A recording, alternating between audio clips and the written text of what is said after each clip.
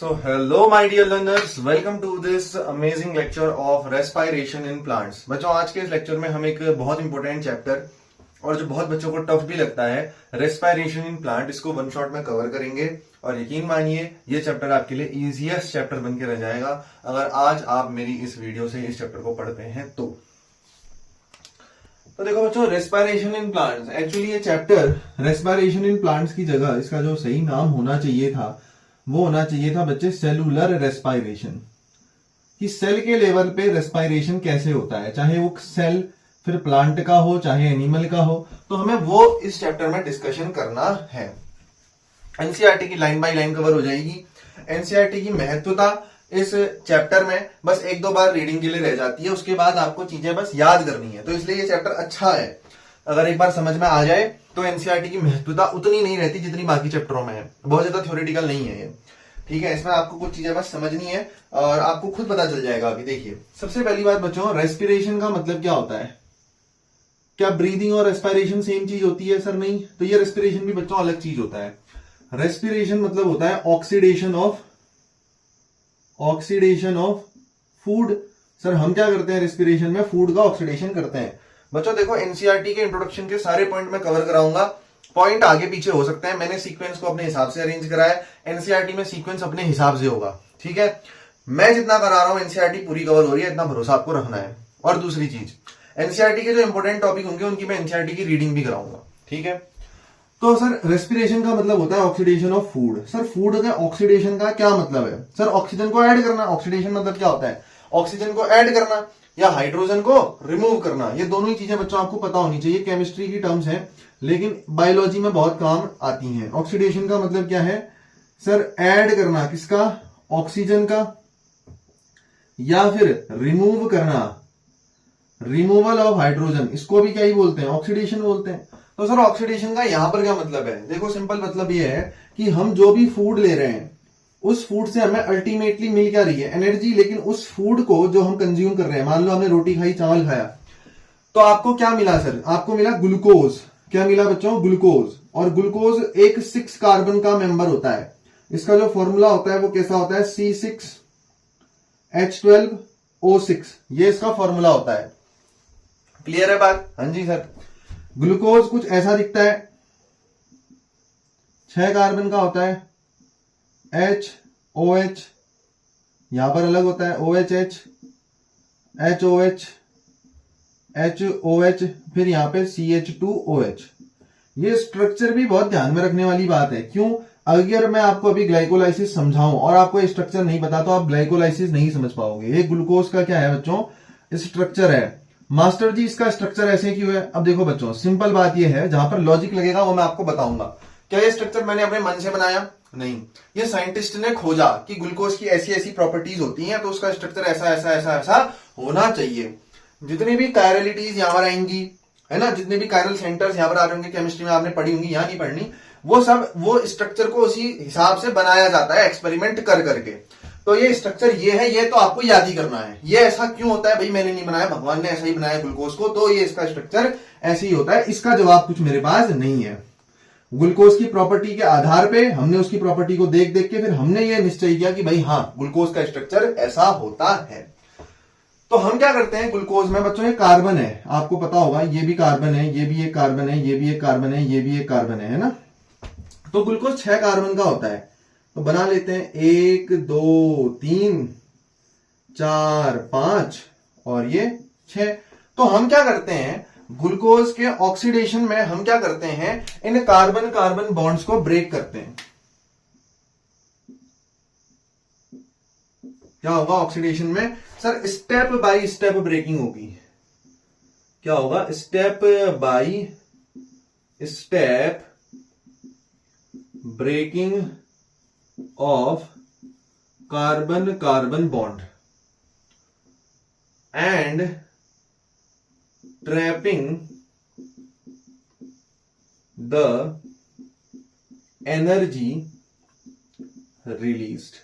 हम क्या करेंगे? Step by step carbon carbon के सिंगल बॉन्ड्स को तोड़ेंगे और तोड़ने के बाद जो भी एनर्जी रिलीज होगी उसको ट्रैप कर लेंगे, ठीक है। तो क्या कैसे होगा सर ये काम?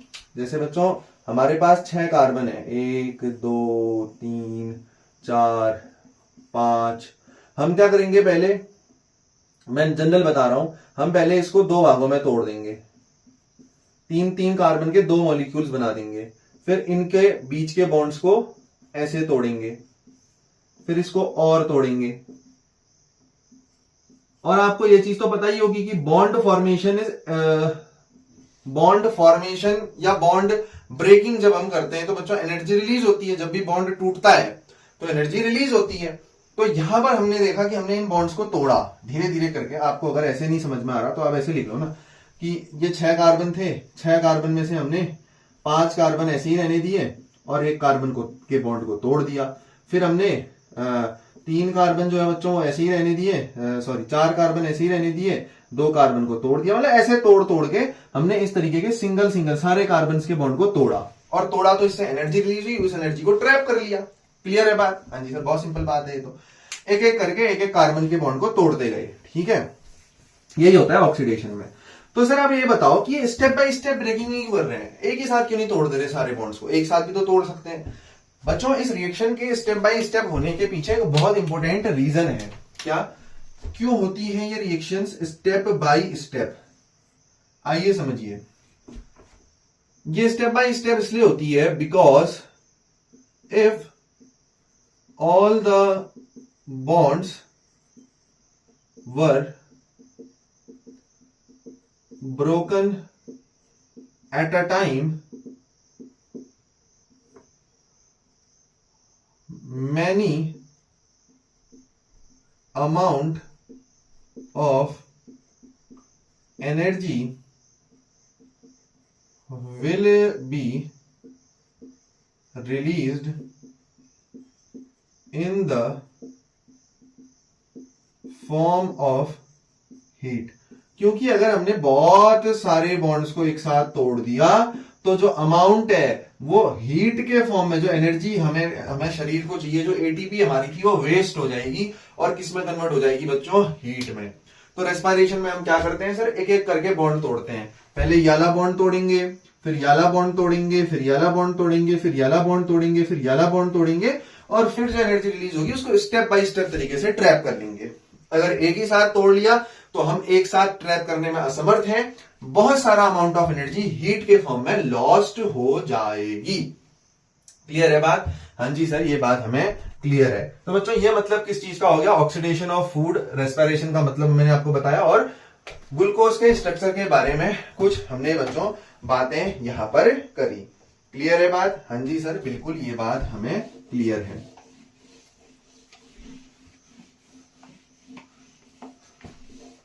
तो देखिए, सबसे पहले अब यहां से हम कुछ पॉइंट्स लिखने जा रहे हैं, आपको एक एक करके ध्यान में रखना है।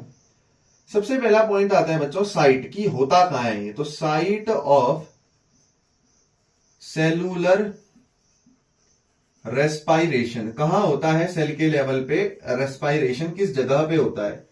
तो अगर हम बात करें सबसे पहले प्रोकैरियोट्स की, प्रोकैरियोट्स मतलब प्रिमिटिव न्यूक्लियस वाले, जिनका न्यूक्लियस न्यूक्लियर मेम्ब्रेन से कवर नहीं है।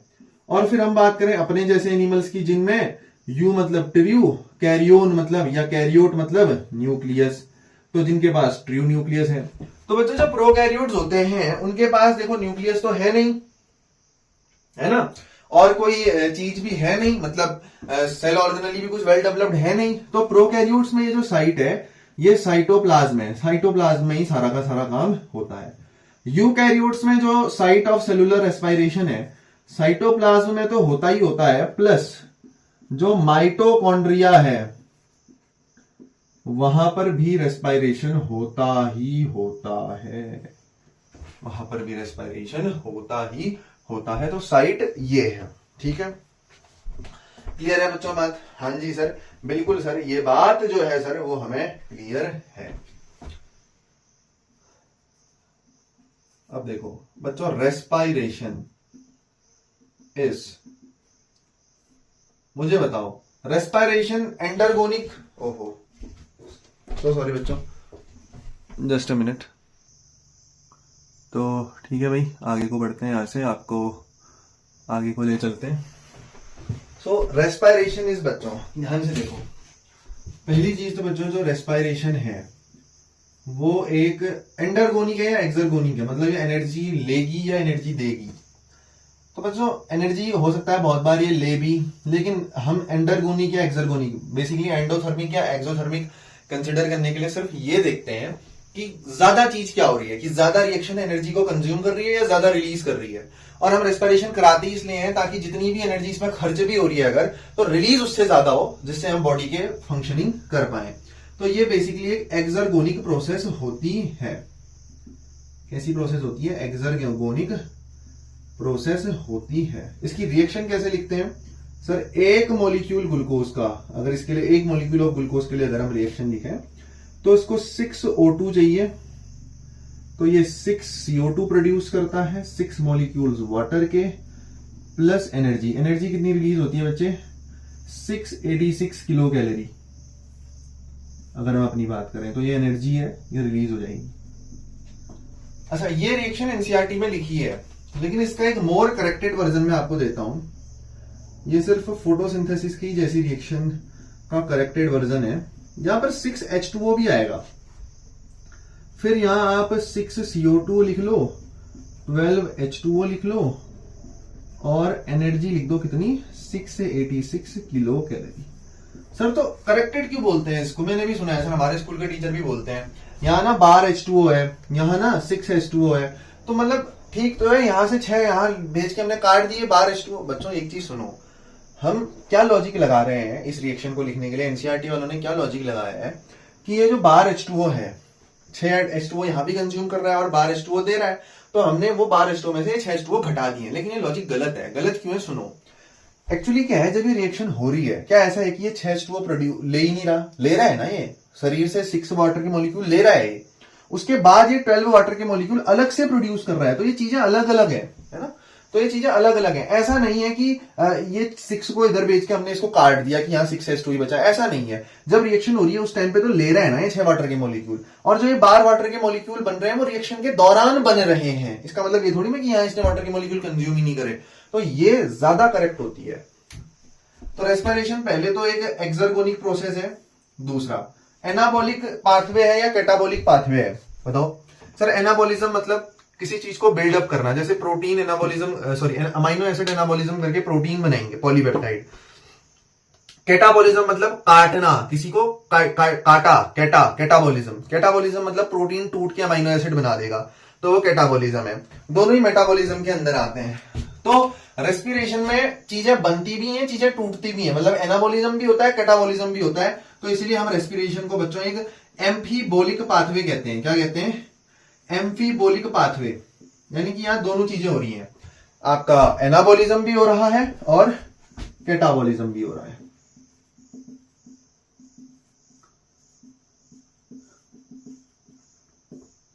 देखो देखो,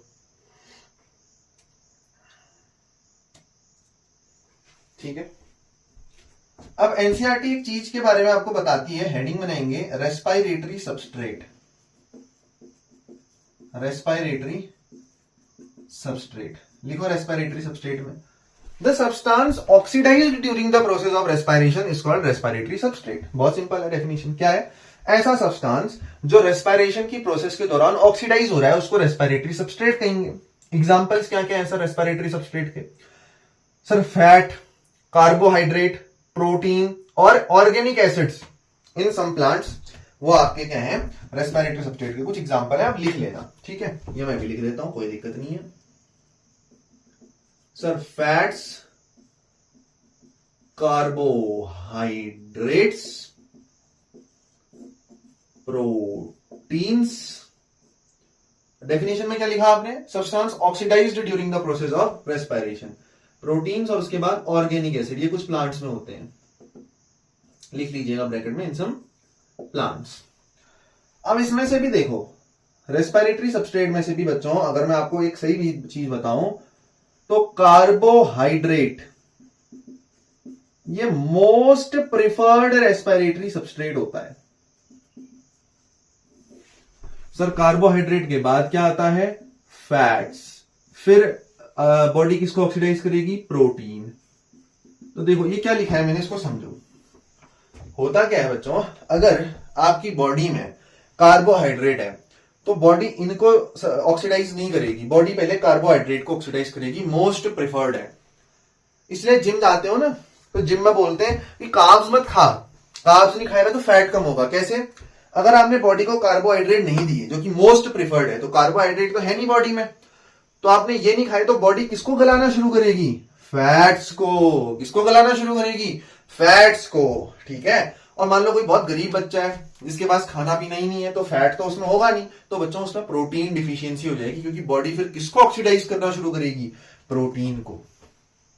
तो इसीलिए इसी सीक्वेंस के आधार पे हम अपनी जिम की डाइट भी बनाते हैं। आपने देखा होगा, कार्ब अगर नहीं खाओगे तो फैट को ही उड़ाएगी बॉडी, फिर सिंपल सी बात है। लेकिन अगर बच्चों फैट है ही नहीं बॉडी में, तो फिर बॉडी प्रोटीन को ऑक्सीडाइज करने लग जाएगी। ये भी यहां पर ध्यान में रखने वाली बात है। ठीक है, ठीक है।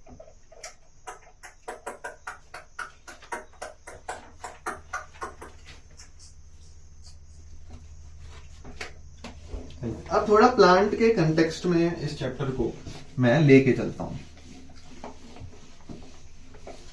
तो एनसीईआरटी हम सभी से एक सवाल पूछती है। सवाल क्या बोलती है कि क्या पौधे भी सांस लेते हैं?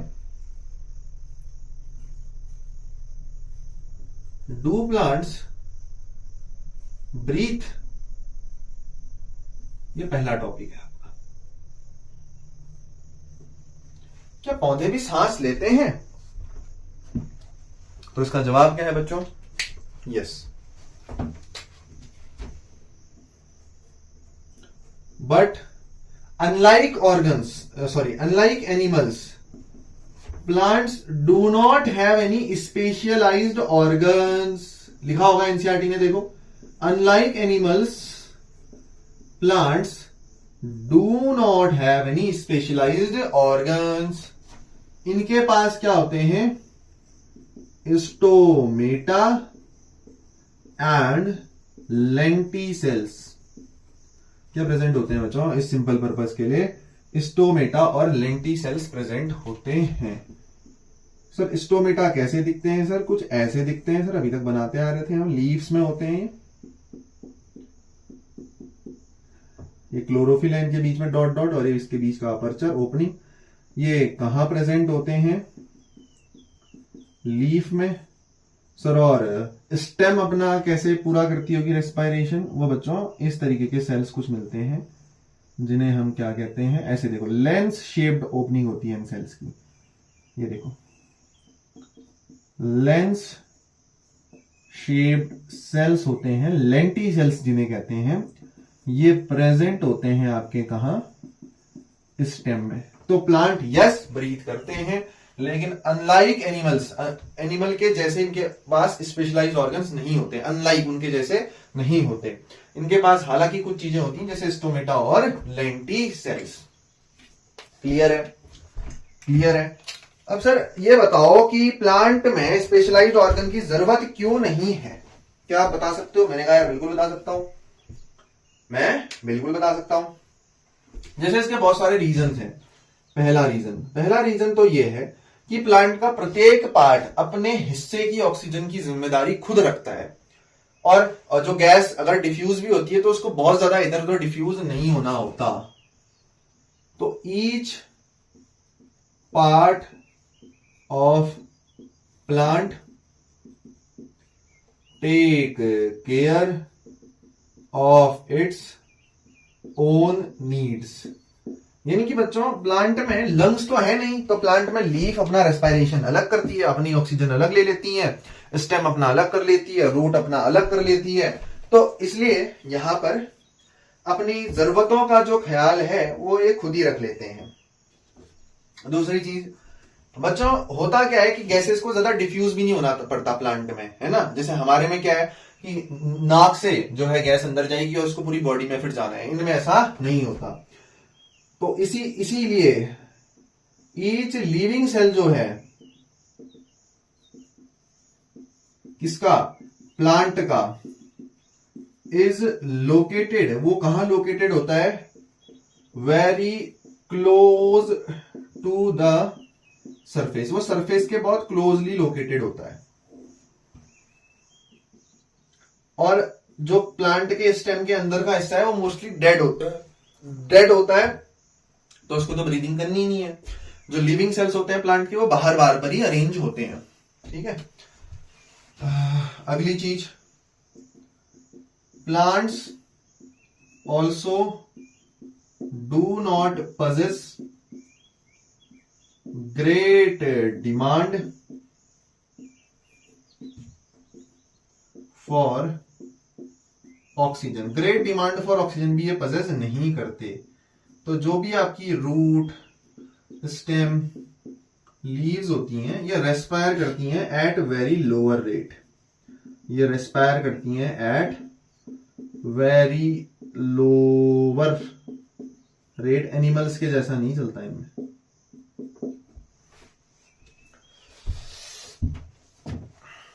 लिख लो।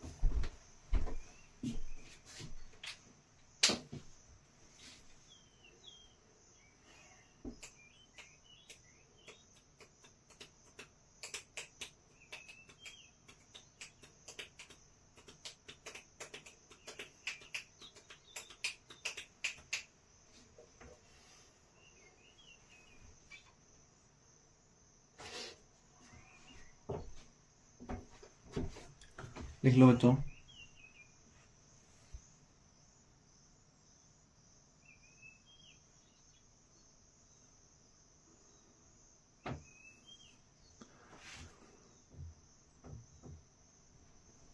ठीक है भाई, आगे बढ़ा मैं ऐसे बात आपको।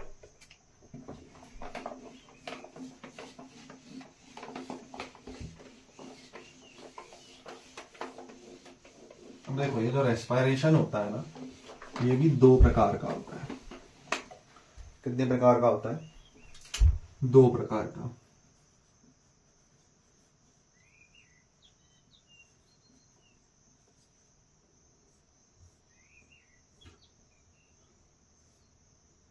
सबसे पहला जो रेस्पायरेशन होता है वो होता है एरोबिक रेस्पायरेशन, और दूसरा जो रेस्पायरेशन होता है वो होता है एनाएरोबिक respiration.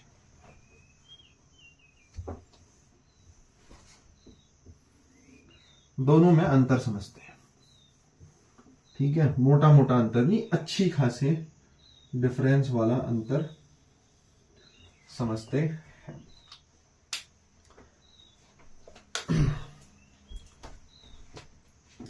Point number 1, aerobic respiration कब होगा बच्चों? इन प्रेजेंस ऑफ ऑक्सीजन या एयर। और ये कब होगा? इन अब्सेंस ऑफ ऑक्सीजन। अच्छा, एरोबिक रेस्पायरेशन जो होता है, अलग पॉइंट बता रहा हूं, ध्यान से देखना, ये इंटरमोलिक्यूलर रेस्पायरेशन होता है। मतलब यहां पर जो रेस्पायरेशन है वो दो अलग अलग मॉलिक्यूल्स के बीच में हो रहा होता है, और एनारोबिक एक ही मॉलिक्यूल के अंदर हो रहा होता है, तो इसको बोलते हैं इंट्रामोलिक्यूलर रेस्पायरेशन। इंट्रामोलिक्यूलर रेस्पायरेशन, यहां बहुत सारे मॉलिक्यूल्स इन्वॉल्व होते हैं अलग अलग, तो ये इंटरमोलिक्यूलर है, वो इंट्रामोलिक्यूलर है। तीसरी चीज, carbon dioxide, water and energy are formed as products. यहां पर प्रोडक्ट क्या क्या होते हैं बच्चों? कार्बन डाइऑक्साइड होते हैं, वाटर होता है, एनर्जी बनती है एज प्रोडक्ट। इधर क्या बनती है? यहां पर जो प्रोडक्ट होंगे एनारोबिक रेस्पायरेशन में, वो बच्चों दो तरीके के होते हैं। लैक्टिक एसिड भी बन सकता है, एल्कोहल भी बन सकता है, इथेनॉल, है ना, और कार्बन डाइऑक्साइड तो बनती है। तो यहां प्रोडक्ट अलग होते हैं, यहां प्रोडक्ट अलग होते हैं। क्लियर है बात? यहां पर 36 या 38 एटीपी फॉर्म होती है। 36 या 38 क्यों लिखा है उसके पीछे रीजन है, आपको आगे पता चलेगा। एनारोबिक में सिर्फ 2 एटीपी ही बनती हैं,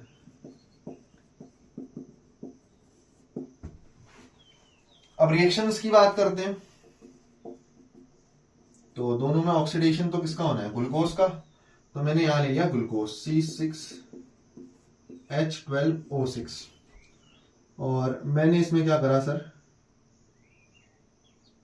वही रिएक्शन है बच्चों जो हमने पहले लिखी थी, वो हमने एरोबिक की लिखी थी। 6O2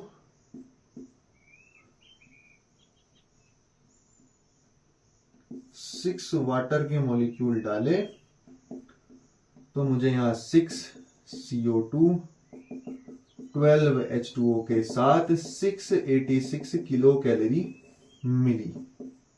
इसका मतलब हो गया 36 ATP मिली।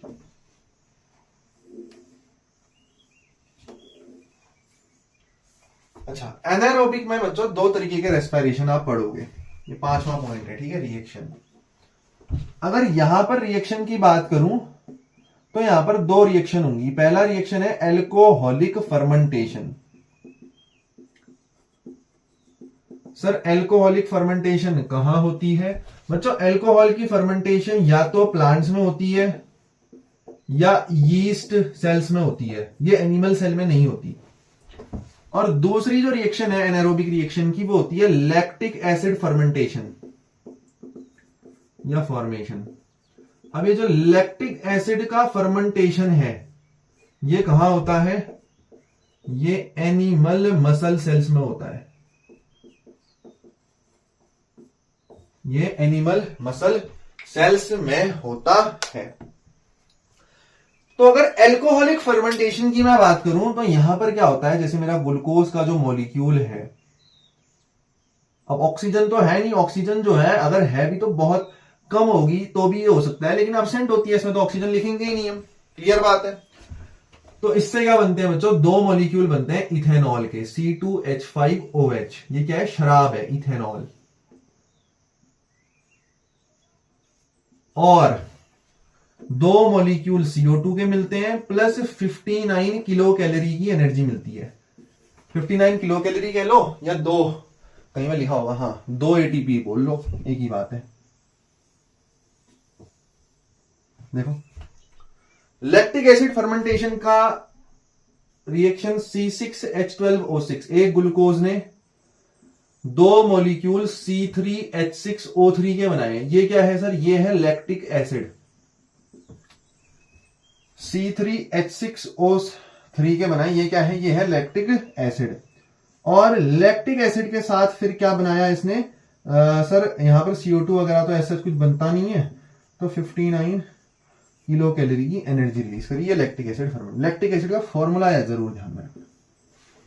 यही रिएक्शंस आगे रिपीट होंगी, इन्हीं रिएक्शंस को मैं आपको बताऊंगा।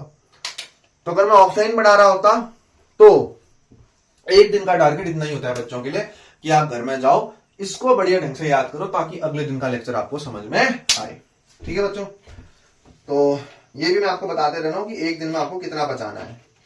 अब देखो कल जो हम पढ़ेंगे, तो कल हम कुछ चीजें पढ़ेंगे, जैसे ग्लाइकोलाइसिस हम पढ़ेंगे बच्चों। उसके बाद फेट ऑफ पायरुविक एसिड क्या होता है वो हम जानेंगे, ग्लाइकोलाइसिस का जो एंड प्रोडक्ट है।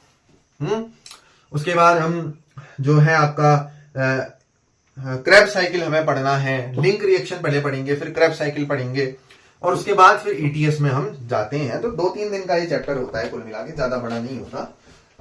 तो ये इतना आपको फिलहाल एक दिन में, अगर आप वीडियो देख रहे हो तो इतना आपको एक दिन में डाइजेस्ट करना पड़ेगा।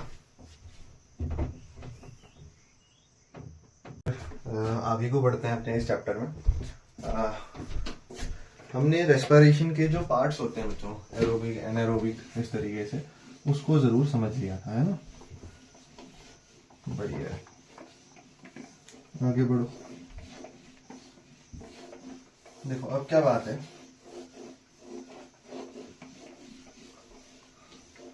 अब हमें कुछ चीजें समझनी है पे, ठीक है?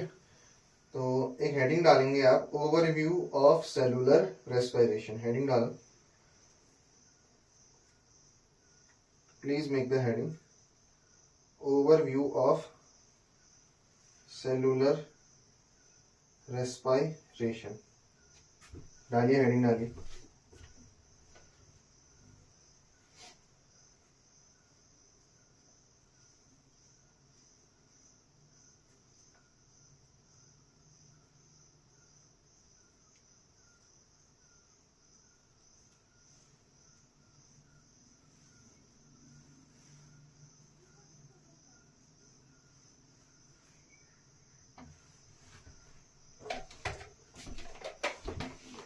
चलिए मैं आपको देता हूं रेस्पिरेशन का एक ओवरव्यू कि कितनी रिएक्शन होती है, कौन सी रिएक्शन कहाँ होती है। बच्चों ऐसा मान लो कि ये आपका कोई सेल है और सेल के अंदर की एक ऑर्गेनेली मैं बना रहा हूं जो 2 मेम्ब्रेन वाली होती है, आप बताना कौन सी ऑर्गेनेली है। और उसकी जो इनर मेम्ब्रेन होती है वो डीपली फोल्डेड होती है, जिनको क्रिस्टे कहते हैं। और ये डीपली फोल्ड की होती है क्योंकि ये सरफेस एरिया को इंक्रीज कर देती है फॉर एटीपी जनरेटिंग रिएक्शंस। तो ये सेल की ऑर्गेनेली है जिसका नाम क्या है, mitochondria. It is the power house of the cell. Sir ये क्यों बनाया आपने? माइटोकॉन्ड्रिया इसलिए बनाना पड़ा क्योंकि माइटोकॉन्ड्रिया में ही एटीपी सिंथेसिस होती है। आपने सुना जरूर होगा, कैसे होती है आज वो समझने वाले हैं। तो देखो आपने बाहर से फूड लिया और फूड जब आपने इंटेक करा तो आपकी बॉडी में फूड किस में टूट गया, ग्लूकोज में। फैट्स वगैरह में भी टूटा, लेकिन हमारा काम किसका है, ग्लूकोज का। तो ये ग्लूकोज देखो आप साइटोप्लाज्म में जाएगा। सबसे पहले कहां जाएगा सर? ये देखो ग्लूकोज गया साइटोप्लाज्म में।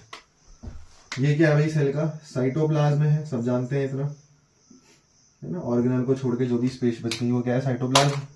अब यहां पर एक प्रोसेस करता है, प्रोसेस नंबर 1, जिसका नाम है ग्लाइकोलाइसिस। और ग्लूकोज क्या बना देगा, 2 मॉलिक्यूल बना देगा पायरूविक एसिड के। किसके कितने मॉलिक्यूल बना देगा दोस्तों? 2 मॉलिक्यूल बना देगा पायरूविक एसिड के। अब पायरूविक एसिड अगर बच्चों ऑक्सीजन अब्सेंट रही तो क्या शो करेगा, फर्मेंटेशन। कहां शो कर रहा है फर्मेंटेशन? सर साइटोप्लाज्म में, जो कि प्रोकैरियोट्स में होता है। लेकिन अगर बच्चों ऑक्सीजन रही प्रेजेंट तो पायरूविक एसिड कहां चले जाएगा आपका, माइटोकॉन्ड्रिया में। यहां ये करेगा लिंक रिएक्शन। कौन सी रिएक्शन? Link reaction. और बना देगा 2 मॉलिक्यूल। और क्या बना देगा, 2 मॉलिक्यूल बना देगा एसेटाइल कोएंजाइम ए के। ये जो एसेटाइल कोएंजाइम ए के 2 मॉलिक्यूल बन रखे हैं, ये फिर जाएंगे आपका क्रेब्स साइकिल में। और क्रेब्स साइकिल के बाद बच्चों फिर ये जाएंगे ईटीएस में।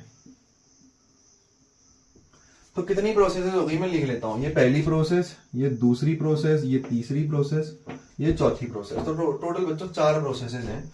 अगर आप बात करोगे किसकी, एरोबिक रेस्पायरेशन की, तो सबसे पहली प्रोसेस तो है सर ग्लाइकोलाइसिस।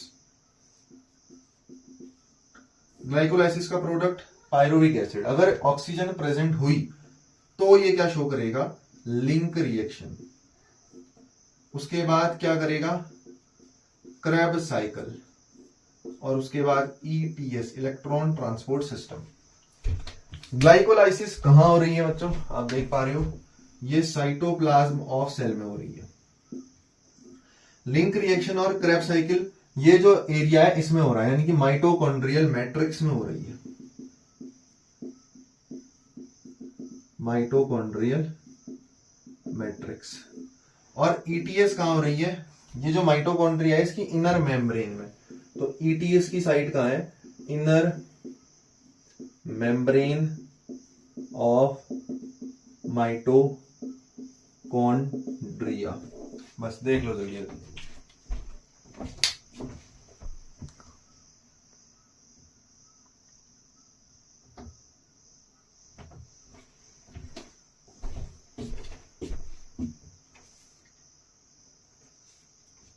ये सारा किसके लिए बच्चों, एरोबिक रेस्पिरेशन के लिए।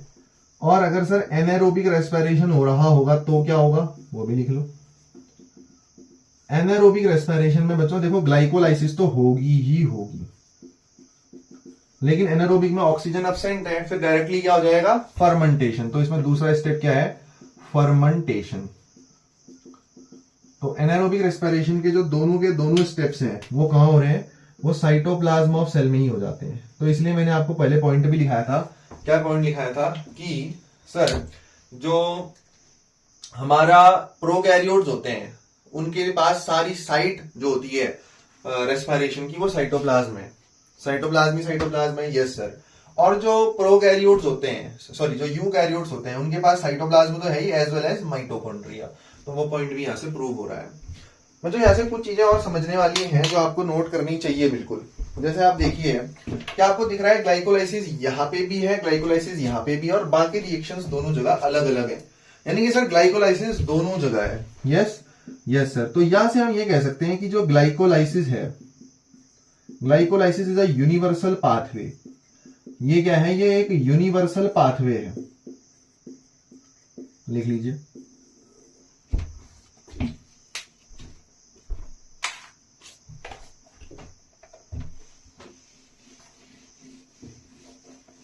तो ये मैंने आपको एक ब्रीफ इंट्रोडक्शन दे दिया। तो हमें रेस्पिरेशन दोनों पढ़ने हैं। दोनों रेस्पिरेशन में एक कॉमन स्टेप है जो कि क्या है सर, ग्लाइकोलाइसिस। तो देखो मैं ध्यान से सुनना, मैं क्या बता रहा हूं। सबसे पहले सर ग्लूकोज किसमें कन्वर्ट होता है, पायरुविक एसिड के 2 मॉलिक्यूल्स में। सर 2 मॉलिक्यूल्स में क्यों, क्योंकि ग्लूकोज 6 कार्बन का है, एक पायरुविक एसिड 3 कार्बन का होता है। तो एक ग्लूकोज 6 कार्बन का जो कि है वो 3 कार्बन के 2 मॉलिक्यूल्स में टूट जाता है पायरुविक एसिड के। अब यहीं पर एक इंपॉर्टेंट लाइन एनसीईआरटी लिखती है कि what is the fate of pyruvic acid. Fate का मतलब होता है बच्चे भविष्य। इस पायरुविक एसिड का भविष्य क्या है। तो मैंने कहा कि इसका भविष्य यह है कि अगर ऑक्सीजन अब्सेंट हुई तो ये क्या शो करेगा, सिंपली फर्मेंटेशन। तो ये क्या शो करेगा बच्चों, फर्मेंटेशन। और इस प्रोसेस को हम क्या कह देंगे, एनएरोबिक रेस्पायरेशन। सर अब फर्मेंटेशन 2 तरीके की होती है, मैंने आपको लिखा रखा है। प्लांट्स में और यीस्ट में जो बनता है उसको हम बोलते हैं एल्कोहलिक फर्मेंटेशन। लेकिन एनिमल्स में एल्कोहलिक फर्मेंटेशन नहीं होती, वरना आप बच्चों झूम रहे होते हैं दिन रात। हमें लैक्टिक एसिड बनता है, तभी बोलते हैं कि खा के खेलने नहीं जाना चाहिए। क्यों, जब हम खा के खेलने जाते हैं तो हमने खाया अभी तो शरीर में ग्लूकोज तो है ही, लेकिन जब हम खेलते हैं तो हमारी बॉडी की ऑक्सीजन रिक्वायरमेंट बढ़ जाती है। तो सप्लाई तो कम होती है क्योंकि खेलते खेलते सांस चढ़ जाती है, तो हम ऑक्सीजन ज्यादा लेना चाहते हैं, लेकिन सप्लाई उतनी नहीं हो पाती कि हमारा फूड जो है वो प्रॉपरली ब्रेक डाउन हो पाए। तो अगर आप खाना खाते ही खेलने चले गए तो आपके मसल्स में लैक्टिक एसिड जम जाता है, जिससे क्रैम्प्स आते हैं। तो यस, एल्कोहलिक फर्मेंटेशन और दूसरा फर्मेंटेशन कौन सा है, वो लैक्टिक एसिड फर्मेंटेशन है। ये मैं पहले ही लिखा चुका हूं आपको। जो एल्कोहलिक फर्मेंटेशन है वो हमें नहीं होता, हम तो वरना झूमते होते दिन रात। हमें लैक्टिक एसिड फर्मेंटेशन होता है। Lactic acid fermentation animal muscles में होगा, एल्कोहलिक फर्मेंटेशन प्लांट्स और यीस्ट में होगा। क्लियर है बात, इसी से एल्कोहल भी हम बनाते हैं। सर ये तो ऑक्सीजन अब्सेंट की बात हुई। सर अगर ऑक्सीजन हो गई प्रेजेंट, तब बताओ क्या होगा। अगर भैया ऑक्सीजन प्रेजेंट है तो फिर ये हो जाएगा एरोबिक रेस्पिरेशन। फिर ये क्या हो जाएगा, एरोबिक रेस्पिरेशन। और एरोबिक रेस्पिरेशन में क्या क्या होता है सर, सर पहली दो देखो, पहला जो स्टेप था वो क्या था सर, ग्लाइकोलाइसिस। ग्लाइकोलाइसिस तो बच्चों कॉमन ही रहा। मुझे एक चीज ये बताओ, ग्लाइकोलाइसिस तो कॉमन ही रहा। यहां सिर्फ एक और स्टेप होना है फर्मेंटेशन, किसमें, एनारोबिक में। यहां देखो एरोबिक में क्या होगा, ग्लाइकोलाइसिस जैसे ही आपका हुआ तो उसके बाद होती है लिंक रिएक्शन। ये कहां होती है, माइटोकॉन्ड्रियल मैट्रिक्स में। उसके बाद अगली प्रोसेस होगी, लिंक के बाद अगली प्रोसेस होगी। अगली प्रोसेस में आप क्या करोगे सर, जो आपके एसिटाइल एंजाइम है उसको क्रेब्स साइकिल में भेजोगे। तो अगली जो प्रोसेस है यहां पर वो क्या चलेगी, वो चलेगी क्रेब्स साइकिल।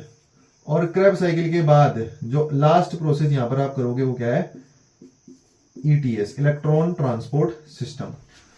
तो इस तरीके से आप पूरा का पूरा जो फंडा है किस चीज का सर, रेस्पिरेशन का, उसको समझ सकते हो।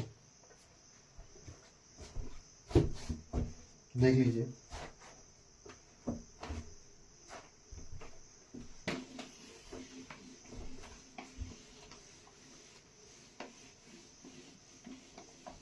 अब देखो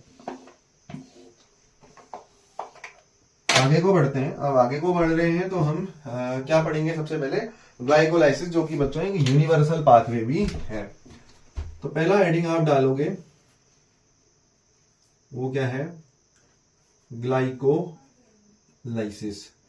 अच्छा, ये जो ग्लाइकोलाइसिस है इसे हम ईएमपी पाथवे भी कहते हैं। क्या भी कहते हैं, ईएमपी पाथवे भी कहते हैं। अब नाम क्यों पड़ा हुआ, ई एम और पी, ये तीन साइंटिस्ट के नाम पे है। E for Embden, M for Meyerhof, M for Meyerhof and P for Parnas. देखो पूरे नाम भी इनके एनसीईआरटी में दे रखे हैं, लेकिन उनसे कोई सवाल नहीं पूछता, जैसे ऑटो मेयरहॉफ, कुछ हेम्पटन, कुछ पारनास करके दिए होंगे, बट सिंपल हम इतना ध्यान में रख सकते हैं कि ग्लाइकोलाइसिस को ईएमपी पाथवे भी कहते हैं।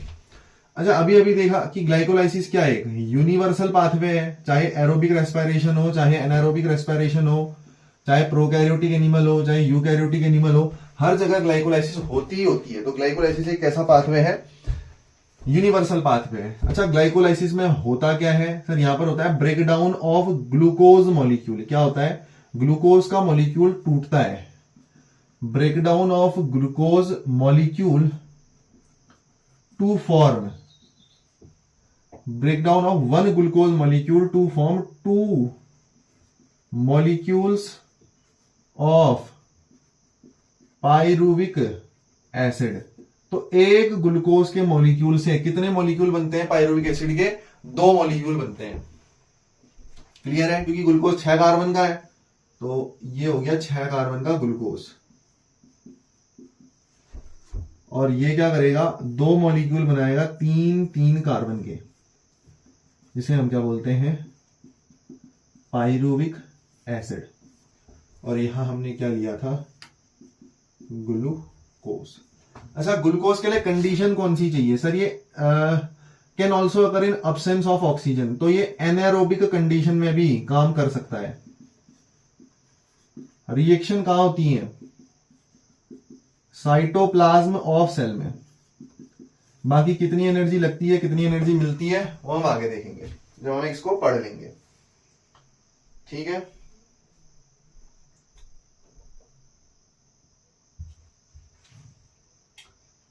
ठीक है भैया, ठीक है। बच्चों देखो, प्लांट्स में क्या होता है, प्लांट्स में अगर आप देखोगे तो सुक्रोज के फॉर्म में ये अपने खाने को ज्यादातर स्टोर करते हैं। वैसे तो स्टार्च के फॉर्म में करते हैं, लेकिन ये जो खाते हैं, जो बनाते हैं, वो क्या है, सुक्रोज है ना, सुक्रोज या स्टार्च का फॉर्मेट होता है। तो प्लांट क्या करते हैं, पहले इस सुक्रोज को, एक एंजाइम होता है इन्वर्टेज, सुक्रोज मतलब इन्वर्ट शुगर। क्यों कहते हैं, केमिस्ट्री में पढ़ा होगा, क्योंकि यहां पर इन्वर्ट रोटेशन हो जाता है। फ्रक्टोज जो है वो ज्यादा लेवियो रोटेटरी होता है, इसलिए। तो यहां पर हम क्या कहेंगे, सुक्रोज में जब हमने इन्वर्टेज डाला तो ये 2 मॉलिक्यूल देता है, एक मॉलिक्यूल तो ग्लूकोज का और एक मॉलिक्यूल किसका देता है, फ्रक्टोज का। तो यहां पर प्लांट्स में क्या होता है, 2 मोनोसेक्राइड है,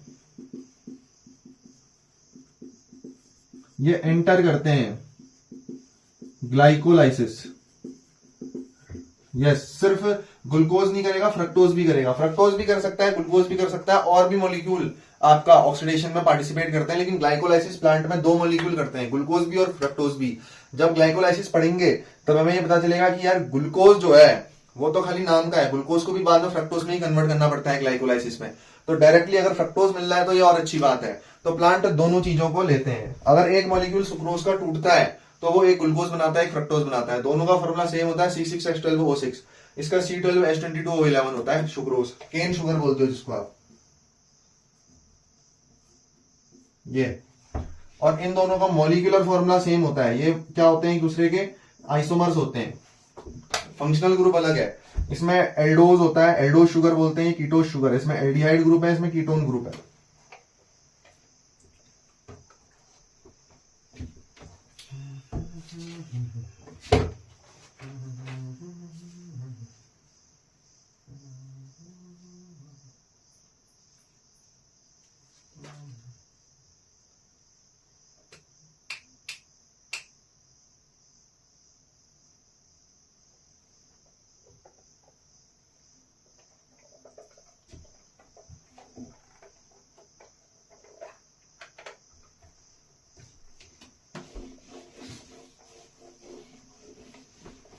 अभी देखो ग्लाइकोलाइसिस चलती कैसे है। देखो सिंपल बात है, ये जितना लॉजिक चाहिए इसको याद करने के लिए वो मैं लॉजिक आपको जरूर दूंगा, उसके बाद आपको याद ही करना है। ठीक है, तो सर सबसे पहले ग्लाइकोलाइसिस में आता कौन है, ग्लूकोज। सर अब ग्लूकोज 6 कार्बन का है। अब मुझे बताओ एक चीज, जब मैंने ग्लूकोज का स्ट्रक्चर बनाया था क्या मैंने ऐसा बताया था?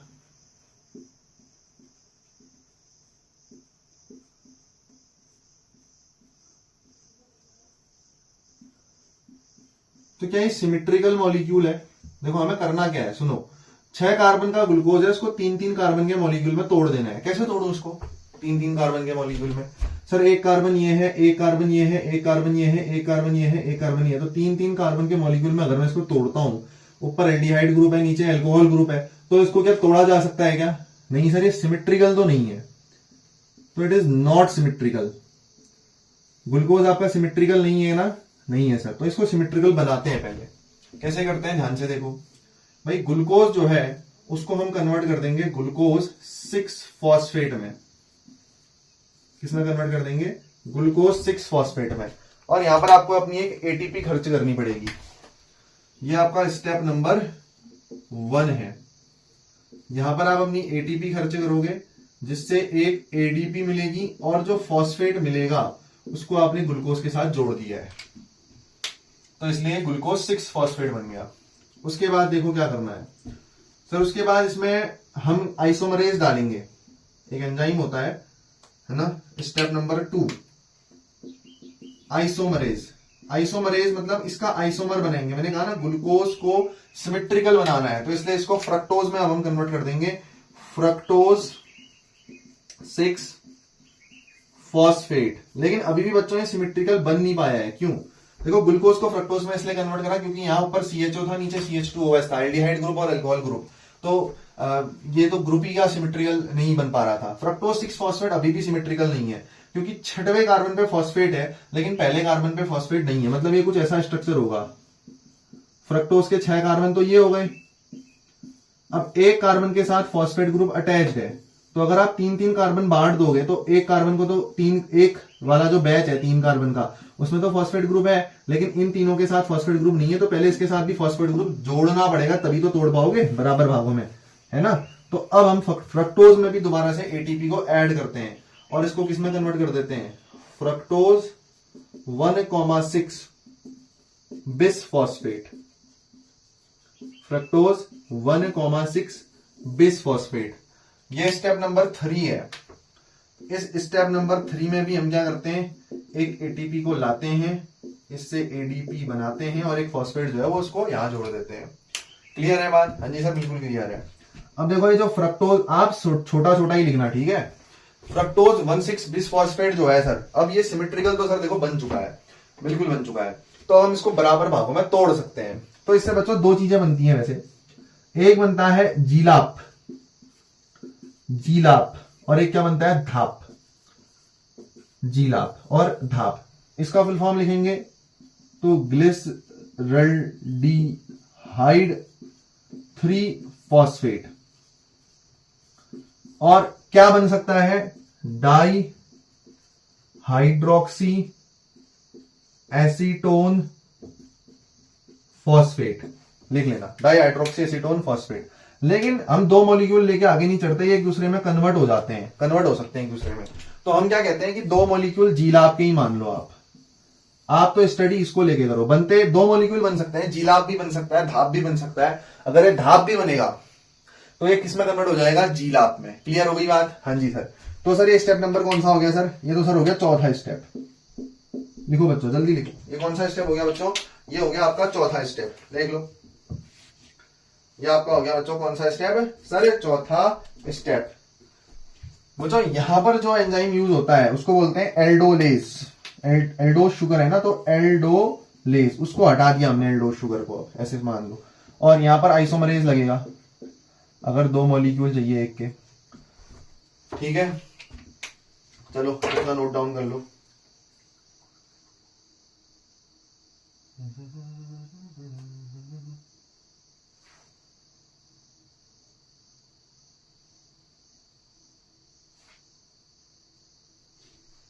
अब देखो बच्चों, ये जो जीलाप बना है ये कन्वर्ट हो जाता है 1,3 बिस पीजीए, फॉस्फोग्लिसरिक एसिड। कहीं पर ऊपर लिख लेना कॉपी में, पीजीए मतलब फॉस्फोग्लिसरिक एसिड। तो 2 मॉलिक्यूल जीलाप के थे, तो 2 ही मॉलिक्यूल किसके बनेंगे, 1,3 बिस फॉस्फोग्लिसरिक एसिड के। बच्चों और यहां पर एक और चीज होती है, ये स्टेप नंबर कौन सा है सर? सर ये स्टेप नंबर होगा आपका 5th। यहां पर आपका जो NAD पॉजिटिव है, 2 मॉलिक्यूल NAD पॉजिटिव के लगते हैं। 2 मॉलिक्यूल क्यों लगे सर? क्योंकि बिसफॉस्फेट के कितने हैं बच्चों? 2 मॉलिक्यूल। तो 2 मॉलिक्यूल हमारे NAD पॉजिटिव के हाइड्रोजन इससे गेन कर लेते हैं और 2 NADH बना देते हैं, तो हाइड्रोजन इससे रिमूव हो जाती हैं। मतलब यहां पर आप कह सकते हो डिहाइड्रोजिनेज एंजाइम लगता होगा। बहुत कॉमन है बात समझनी, क्योंकि इससे हाइड्रोजन रिमूव हो रही है तो हाइड्रोजिनेज बनता होगा। तो देखो अभी तक हमने एटीपी दी थी, यहां पर क्या हुआ? देखो एटीपी का यहां पर क्या हुआ सर? लॉस हुआ। यहां पर देखो बच्चों एटीपी का यहां पर क्या हुआ? लॉस हुआ। बच्चों NADH भी एटीपी की तरह एक एनर्जी करेंसी है, इससे 3 एटीपी बनती है। तो यहां पर हमें क्या हो गया? प्रॉफिट हो गया। देख लो यहां पर हमें क्या हो गया? प्रॉफिट हो गया। पहले स्टेप में लॉस था, तीसरे स्टेप में लॉस था, पांचवें में प्रॉफिट हो गया। तो पहला, तीसरा और पांचवा सारे ऑड नंबर्स हैं। क्लियर है बात? अब ये 1,3 बिसफॉस्फोग्लिसरिक एसिड के जो भी हमारे मॉलिक्यूल्स हैं, ये आपका आप देखो दो मॉलिक्यूल है क्योंकि इसके, तो अब हम 2 ADP को हम कन्वर्ट कर देंगे किसमें? 2 ATP में। दूसरी पेन से लिख लेता हूं। अब हम क्या लाएंगे यहां पर? ADP। हमने इसको 2 ATP दी थी ना, अब हम वो 2 ATP वापस ले रहे हैं। तो 2 ADP के मॉलिक्यूल, एक मॉलिक्यूल यहां ADP का था, एक मॉलिक्यूल यहां ADP का था, इसको वापस लाए। और क्योंकि ये फॉस्फोग्लिसरिक एसिड, इसमें फॉस्फेट ग्रुप है, तो उस फॉस्फेट ग्रुप को हम निकाल रहे हैं, एक फॉस्फेट ग्रुप को एक कंपाउंड से। तो 2 कंपाउंड है, तो 2 ADP लाए, तो उसने 2 ATP दी। ये क्या हो गया सर? ये हो गया सर प्रॉफिट। लेकिन बच्चों ये स्टेप कौन सा है सर? ये 6वां स्टेप है, ध्यान रखना इस बात का। 5वें में भी प्रॉफिट और 6वें में भी प्रॉफिट। तो अब ये किस में कन्वर्ट हो जाता है सर? ये 3 फॉस्फोग्लिसरिक एसिड में कन्वर्ट हो जाता है। फिर हम डालते हैं यहां पर म्यूटेज एंजाइम, और म्यूटेज इसको कन्वर्ट कर देता है 2 फॉस्फोग्लिसरिक एसिड में। ये कौन सा स्टेप हो गया सर? ये 7th स्टेप हो गया सर, म्यूटेज।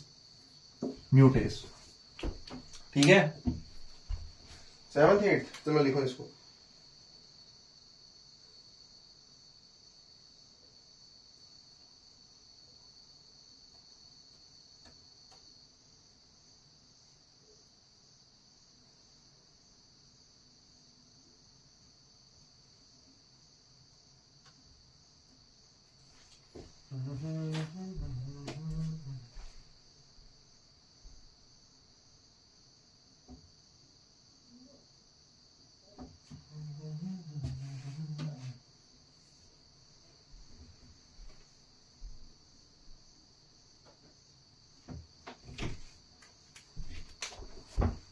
यहीं पर लिख लेता हूं, ठीक है?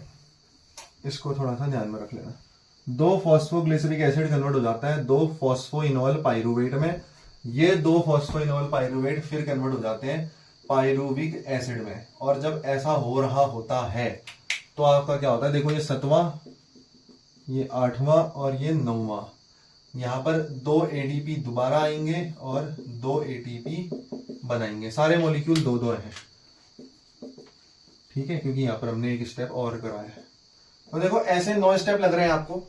1 2 3 4 5 6 7 8 9। लेकिन बच्चों एक स्टेप यहां पर भी आपका ऐड हो रखा है, तो इसको हम थोड़ा सा संज्ञान में ले सकते हैं, ठीक है? तो ग्लाइकोलाइसिस वैसे अगर हम देखें तो एक 10 स्टेप रिएक्शन होती है। 10 स्टेप। अभी एनसीईआरटी खोलो, मैं आपको इसमें क्लियर कराता हूं।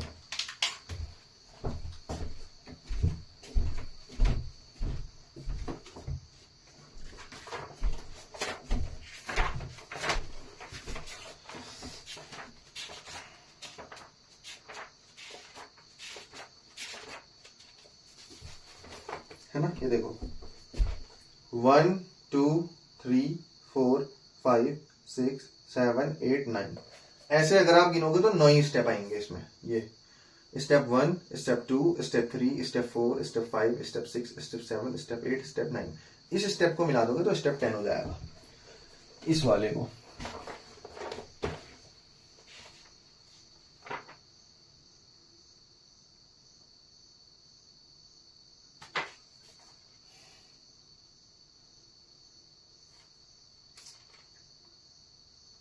ठीक है,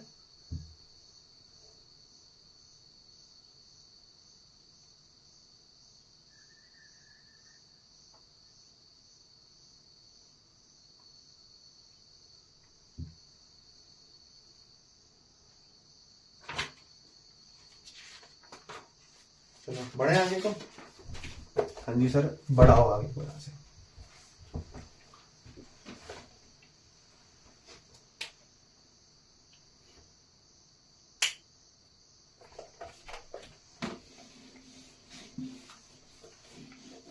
इन स्टेप्स के बारे में मैं और चर्चा करूंगा, बट अभी आप उस काबिल नहीं हो पाओगे अगर आप इसको पहली बार देख रहे हो। तो स्टेप्स की जो चर्चा है वो मैं लास्ट में करूंगा, और चीजें लिख के बताऊंगा, आपको रिवाइज जरूर करते रहना है।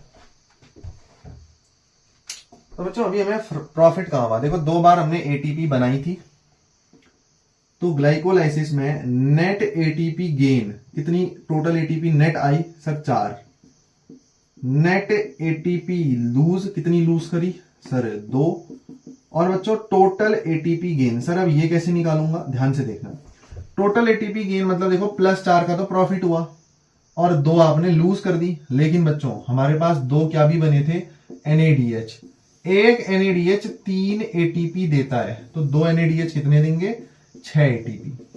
तो 6 + 4 10 - 2 8 एटीपी। तो नेट एटीपी का गेन कितना है, 8 एटीपी का। आप ऐसे समझो इसको, सब टीचर ऐसे ही समझाते हैं तो मैं भी ऐसे ही समझाता हूं। मान लो एक बैंक है, अब बैंक है तो सर इसमें आपने अगर एक NADH डाला तो आपको 3 एटीपी मिलेगा। करेंसी चेंज वाला बैंक है ना। अगर आपने एक FADH डाला तो आपको 2 एटीपी देगा। अगर आपने एक GDP डाला तो आपको 1 GTP मिलेगा। GDP GTP ATP जैसा ही होता है ना, बस इनमें ध्यान देना है। तो मैंने आपको लिखा दिए, देख लो। ये सवाल यहां से बनते हैं तो मैंने आपको करा दिए। क्लियर है बात। अब हम बच्चों एनारोबिक रेस्पिरेशन तो नहीं कर रहे, अब हम करने जा रहे हैं एरोबिक रेस्पिरेशन। सबसे पहले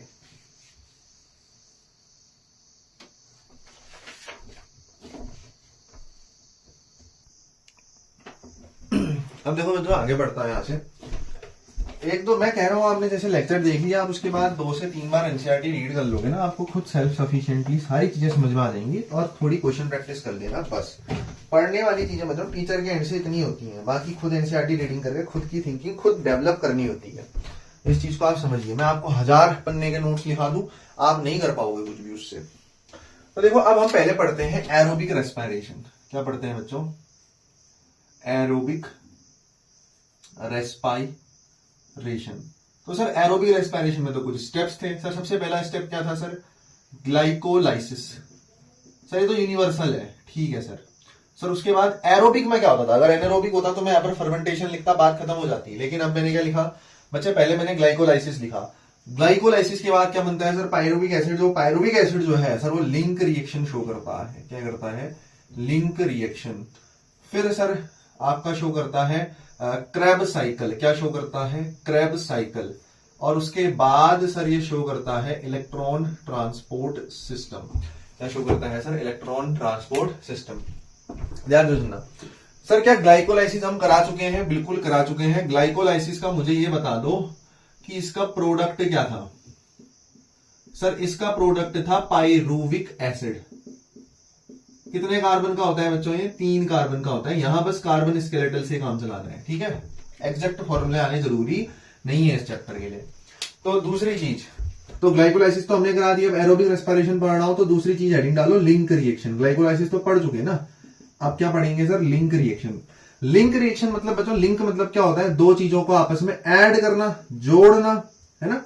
तो अब हम क्या करेंगे, जो हमारा पायरुविक एसिड बना है, क्या बनाया, पायरुविक एसिड, या इसको बच्चों पायरुवेट भी बोलते हैं, जो कि कितने कार्बन का है, 3 कार्बन का। कहां से बना है, ये प्रोडक्ट है फ्रॉम ग्लाइकोलाइसिस। कहां से बना है, प्रोडक्ट फ्रॉम ग्लाइकोलाइसिस। इसके साथ लिंक कर देंगे कोएंजाइम ए को। एक एंजाइम होता है प्लांट्स में, कोएंजाइम ए। तो ये कोएंजाइम ए जो इसके साथ लिंक होता है, तो यहां पर एक एंजाइम की जरूरत पड़ती है, डिहाइड्रोजिनेज। तो इससे हम हाइड्रोजन हटाते हैं, मतलब इसका भी हम फर्दर ऑक्सीडेशन कर रहे हैं। तो होता क्या है बच्चों, पायरुविक एसिड के कितने मॉलिक्यूल मिले थे सर, 2 मॉलिक्यूल। तो 2 NAD पॉजिटिव यहां से एक हाइड्रोजन ले लेते हैं और यहां पर 2 क्या बना देते हैं, NADH। 2 NADH का मतलब बच्चे 6 ATP बन जाएंगी, क्योंकि एक NADH कितने ATP देता है, 3 ATP। क्लियर है ना ये बात। तो सर डिहाइड्रोजिनेज डालेंगे तो यहां पर क्या बन जाएगा बच्चों, एसेटाइल कोएंजाइम ए बन जाएगा, एसेटाइल कोएंजाइम ए, और प्लस रिलीज हो जाएगी एनर्जी। कितनी एनर्जी, इतनी एनर्जी। ठीक है, एनर्जी यहां पर लिख दिया और यहां पर दिखा भी दिया कि कितनी एनर्जी मिलेगी। तो ये आपकी क्या है, लिंक रिएक्शन है। इसकी लोकेशन बताओ, लोकेशन भेजो भाई इसकी, कहां पर होती है ये। सर लिंक रिएक्शन मैंने आपको डायग्राम बता के समझाया भी था बकायदा, ये माइटोकॉन्ड्रियल मैट्रिक्स में होती है। क्या बोल रहा हूं, लिंक रिएक्शन कहां पर होती है, माइटोकॉन्ड्रियल मैट्रिक्स में होती है। इतना आना चाहिए बस,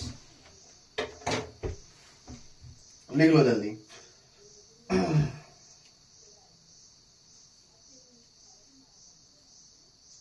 लिख लो लिख लो लिख लो।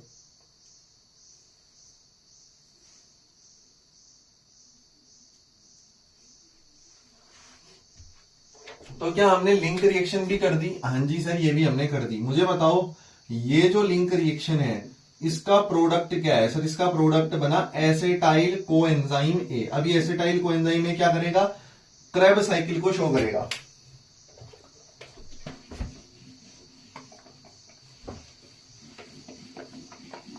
तो तीसरा स्टेप क्या आया अब,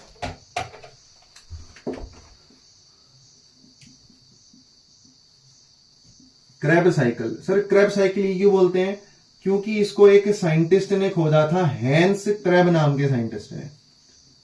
हंस क्रेब करके याद में रख सकते हो आप, है ना। क्रेब साइकिल या इसको सिट्रिक एसिड साइकिल भी बोलते हैं। सर ऐसा क्यों बोलते हैं, क्योंकि इसमें सिट्रिक एसिड पहला स्टेबल प्रोडक्ट के फॉर्म में बनता है। इसको ट्राई कार्बोक्सिलिक एसिड साइकिल वगैरह भी हम बोलते हैं। ठीक है, क्योंकि कार्बोक्सिलिक एसिड ग्रुप आपको यहां पर इन्वॉल्व दिखेंगे 3। तो ट्राई कार्बोक्सिलिक एसिड साइकिल, तो ये इतने नाम है इसके। कैसे होती है क्रेब साइकिल बच्चों, इसमें थोड़ा सा एनसीईआरटी को देख लेना। ठीक है, 1-2 पॉइंट बीच में है, 1-2 पॉइंट्स एनसीईआरटी में ऐसे हैं जो साइकिल में नहीं दिखा रखे लेकिन अलग से लिख रखे हैं थ्योरी में। तो वो आपकी जिम्मेदारी, वो जिम्मेदारी आपकी। अभी जितना याद करना है, एक ही साथ सब याद करने की कोशिश भी नहीं करनी है। इस लेक्चर में उतना ही दे रहा हूं जितना आपको बढ़िया से आ जाए। जितना बता रहा हूं अभी उतना ही करते हैं। उसके बाद एनसीईआरटी की बस 2-3 बार रीडिंग करनी है, मैंने कह दिया। और जो जो उसमें एडिशनल डेटा 1-2-4 पॉइंट मिलेंगे आपको, बस जैसे क्रेब साइकिल में कुछ पॉइंट मिल जाएंगे, उनको बस नोट कर लेना, बात खत्म हो जाएगी। सब चीज यहीं पे कराऊंगा, वो आपके लिए हानिकारक है, इतना समझ लो। तो भैया क्रेब साइकिल या सिट्रिक एसिड साइकिल या मैं बता दे रहा हूं, ठीक है, जो टॉपिक में जरूरत है मैं बता दे रहा हूं। इसमें मैं कह रहा हूं रीड एनसीईआरटी, अच्छे से एनसीईआरटी रीड करना। अब देखो कार्बोक्सिलिक एसिड साइकिल या क्रेब साइकिल में होता क्या है। सर हमने क्या बना दिया है, सर हमारे पास है acetyl coenzyme A. Acetyl coenzyme A बच्चों एक इंपॉर्टेंट बात यह है कि ये 2 कार्बन का कंपाउंड होता है, जहां आपने पहले नोट्स बनाए वहां पर भी लिख लेना। और प्लांट्स में होता है OAA जो कि 4 कार्बन का होता है। सर ये OAA क्या है, ऑक्सैलो एसिटिक एसिड, इसलिए इसको कार्बोक्सिलिक एसिड साइकिल भी बोला गया, क्योंकि बहुत सारे एसिड दिखेंगे आपको यहां भी।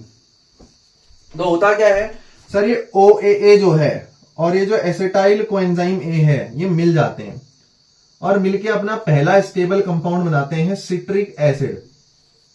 मुझे बताओ ऑक्सैलो एसिटिक एसिड 4 कार्बन का, एसेटाइल कोएंजाइम 2 कार्बन का, तो सिट्रिक एसिड कितने कार्बन का, 6 कार्बन का।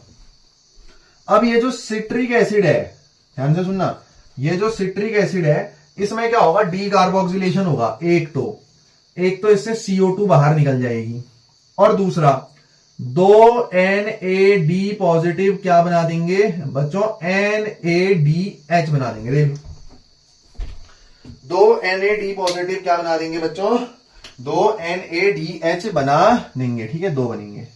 क्लियर है बात। तो सिट्रिक एसिड सर पहला कंपाउंड है, देख लो फर्स्ट कंपाउंड फॉर्म, तो इसलिए इसको सिट्रिक एसिड साइकिल भी बोलते हैं। अब मुझे बताओ सर 6 कार्बन का सिट्रिक एसिड, उसमें से 1 कार्बन तो निकाल दिया आपने कार्बन डाइऑक्साइड की फॉर्म में, तो कितने बचे, 5 कार्बन। तो अब बनेगा 5। चलो भाई यहां तक बीच में कट लग गया था छोटा सा, बट मैंने लिख दिया था तो मैं यहां पर बता देता हूं। तो हमने 5 कार्बन का अल्फा कीटो ग्लूटारिक एसिड बना दिया। अब इसमें क्या होता है, इसमें दोबारा से डीकार्बोक्सिलेशन होता है और दोबारा से 2 NAD पॉजिटिव 2 NADH बनाते हैं। तो अब 4 कार्बन की चीज बची, क्योंकि एक तो कार्बन निकलेगा कार्बन डाइऑक्साइड की फॉर्म में, तो अब बनता है 4 कार्बन का सक्सिनिक एसिड। क्या बनता है? Succinic acid. सक्सिनिक एसिड में क्या होता है, ध्यान से देखना। सक्सिनिक एसिड जब बनेगा तो एक जीडीपी और 2 जीडीपी से 2 एटीपी भी बनते हैं, इसको भी ध्यान रखना। जीडीपी मैंने पहले बताए थे ना, वही। तो सक्सिनिक एसिड फिर मैलिक एसिड में कन्वर्ट होता है। यहां पर थोड़ा सा अलग स्टेप है, यहां पर NAD पॉजिटिव नहीं, यहां पर 2 FAD पॉजिटिव होते हैं जो FADH2 में कन्वर्ट होते हैं। उसके बाद ये जो मैलिक एसिड है ये फिर 2 NAD पॉजिटिव को, सेम स्टेप है, 2 NADH में कन्वर्ट करते हुए ऑक्सिलो एसिडिक बनाता है। तो ये साइकिल चलते रहती है। इसको क्या कहते हैं? क्रैब साइकिल कहते हैं। अच्छा, क्रैब साइकिल करके हमने क्या उखाड़ लिया, फिर क्या कर लिया यहाँ पर क्रैब साइकिल में? भाई क्रैब साइकिल जब हमने करी तो हमारा कंपाउंड जो था एसिटाइल कोएंजाइम है, इसको हमने अलग अलग प्रोडक्ट्स में बदल के हमने एनर्जी बना ली। जैसे यहाँ 2 NADH बना लिए, यहाँ 2 FADH बना लिए, यहाँ ATP बना दिए, NADH बना दिए, NADH बना दिए। तो बताओ आप मेरे को, सर 1 2 3 यानी कि 6 टोटल है ना। तो मैं ऐसा लिख सकता हूं कि मेरे पास, मार्कर कहां गया नीला भाई, जस्ट मिनट। तो मैं ऐसा लिख सकता हूं कि क्रैब साइकिल मैंने कर दी, हाँ जी सर कर दी। और इसका जो प्रोडक्ट बना वो क्या बना? 6 तो मुझे NADH मिले, प्लस 2 मुझे FADH मिले, प्लस 2 देखो GTP भी मिले, 2 GDP किसमें कन्वर्ट हुए हैं? 2 GTP में, आप ऐड करके देख लो। और 2 मुझे GTP भी मिले। अच्छा, ऊपर वालों में देखो, फिर ऊपर वालों में क्या सीन है, इनको अभी रेस कर लेते हैं। तो क्रैब साइकिल भी हमने पूरी कर दी। अब लास्ट बचा इलेक्ट्रॉन ट्रांसपोर्ट सिस्टम। ध्यान से सुनना। सर जब याद करो, देखो अभी तक हम क्या कर रहे थे ना, जहां पर भी NADH बन रहा था मैं आपको बता रहा था कि यार ये NADH, एक NADH 3 ATP देता है। अब मैं ATP की फॉर्म में नहीं लिख रहा, जो चीज हमें मिली है मैं उसी फॉर्म में लिख रहा हूं। अब यहां देखो एसिटाइल कोएंजाइम ए जब बना लिंक रिएक्शन के थ्रू, तो यहां पर भी हमें 2 NADH मिले थे, अगर आपको याद है तो। ऊपर जब पायरुविक एसिड बना था तो यहां पर हमें 2 ATP मिले थे, और प्लस 2 यहां पर भी हमें NADH मिले थे, अगर आपको याद है तो। बताओ, इतना ही था। नेट गेन 2 ATP का था, नेट गेन 8 ATP के था, जिसमें से 6 इससे आ रहे थे। ठीक है, तो ये सारा यहाँ का इतनी एनर्जीज हमें मिली है। अच्छा देखो, अभी तक हम क्या कर रहे थे, अभी तक हम NADH को डायरेक्ट ATP में लिख रहे थे, लेकिन ऐसा नहीं होता। यहां हमें क्या मिला ग्लाइकोलाइसिस में? 2 ATP 2 NADH। लिंक रिएक्शन में 2 NADH मिले, क्रैब साइकिल में 6 NADH मिले, 2 FADH मिले और जो 2 GTP मिले। तो इससे हुआ क्या, ध्यान से सुनना। अभी तक हम क्या कर रहे थे सर, यहीं पर लिख दे रहे कि 2 NADH मतलब 6 ATP, लेकिन वो ATP बनेगी कहां? वो ऐसे ही नहीं बन जाएगी, ये तो NADH की फॉर्म में ही है।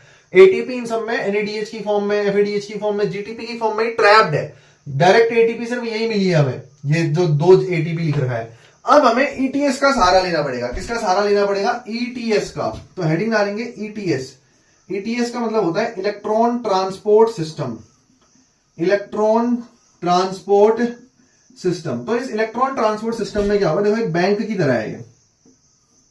एनर्जी करेंसी को जो चेंज करने वाला बैंक है वो है हमारा ETS। क्या होता है इसमें, देखो अगर मैं इसमें एक ATP डालता हूं तो मुझे ATP मिलेगी। ठीक है, ATP मतलब तो ATP है, इसमें कोई दो राय नहीं है। लेकिन इस ETS में अगर हम क्या करते हैं, GTP डालते हैं, GTP, तो GTP भी कैसी होती है? ATP जैसी होती है, तो कोई फर्क नहीं।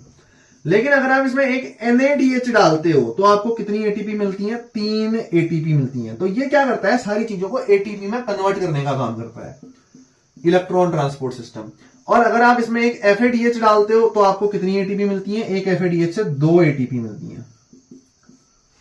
तो ETS का काम समझे आप, इलेक्ट्रॉन का ट्रांसपोर्ट करा के ATP जनरेट करनी है इन प्रोडक्ट से। तो अभी हमारे पास नेट, अगर मैं यहां से देखूं नेट, देखो 2 2 4 6 और 4 10, तो हमारे पास 10 क्या है? NADH, प्लस देखो 2 हमारे पास क्या है? ATP, प्लस 2 हमारे पास क्या है? FADH, प्लस 2 हमारे पास क्या है? GTP। देखो मैंने आपको अभी बताया कि कौन सी चीज क्या होती है। तो sir 10 NADH, 10 into 1 NADH 3 ATP के बराबर होता है, हाँ कि ना? हाँ जी सर। प्लस 2 हमें ATP मिले, प्लस 2 GTP मतलब क्या हो गया? 2 ATP हो गया, प्लस 2 इंटू 1 FADH 2 ATP के बराबर होता है। देखो 2 दूनी 4 एटीपी ये हो गया, 2 दूनी 4 एटीपी ये हो गया, तो इसको डायरेक्ट लिख दो, 2 दूनी 4 एटीपी है, 2 दूनी 4 एटीपी है, यानी कि यहां पर कितनी हो गई 8 एटीपी हो गई, प्लस 10 3 30 एटीपी ये हो गई। तो टोटल एक ग्लूकोज के मॉलिक्यूल से मुझे 38 एटीपी मिली। सर लेकिन जब हम टेबल बना रहे थे ना, आपने यहाँ पे बताया था कि 36 और 38 एटीपी ऐसा कुछ होता है, तो हमने वो और शब्द क्यों लगाया? देखो हो क्या रहा है, पायरुविक एसिड जो ये ग्लाइकोलाइसिस कर रहा है, ये कहां कर रहा है? ये जो सारा ताम झाम है ये कहां हो रहा है? साइटोप्लाज्म में। और उस पायरुविक एसिड को फिर साइटोप्लाज्म से माइटोकॉन्ड्रियल मैट्रिक्स में ले जाना है। मैं क्या कह रहा हूं, ध्यान से देखो कि ये सेल है, ये सेल है, ये इसका माइटोकॉन्ड्रिया है। तो यहां जो पायरुविक एसिड बना और इसको फिर ले जाना है माइटोकॉन्ड्रियल मैट्रिक्स में, ये देखो ऐसे माइटोकॉन्ड्रियल मैट्रिक्स में ले जाना है इसको। तो यहां पर 2 एटीपी खर्च हो जाती हैं। क्या हो जाती हैं सर? 2 एटीपी का खर्च हो जाता है। तो 2 एटीपी खर्च हो जाती हैं, इसलिए हम इस 38 एटीपी में से -2 एटीपी कर देते हैं। तो हमारे पास 36 एटीपी का नेट गेन है। किससे? From 1 glucose molecule. एक ग्लूकोज के मॉलिक्यूल से हमें नेट 36 एटीपी मिल सकती है। 2 एटीपी कहां खर्च हो रही है समझ में आया? पायरुविक एसिड को साइटोप्लाज्म से माइटोकॉन्ड्रियल मैट्रिक्स में ले जाने में। तो ये होता है ईटीएस का काम। अब ईटीएस चलता कैसे है उसको एक बार समझ लेते हैं, फंक्शनिंग, कि इलेक्ट्रॉन कहां से कहां ट्रांसपोर्ट कराए जाते हैं। इसमें इलेक्ट्रॉन का ट्रांसपोर्ट होता है, तो समझ में आया। तो देखो एरोबिक रेस्पिरेशन वाला जितना भी हमारा पार्ट था वो पूरा हो गया है। इसमें बस एक ईटीएस ही बच रहा है।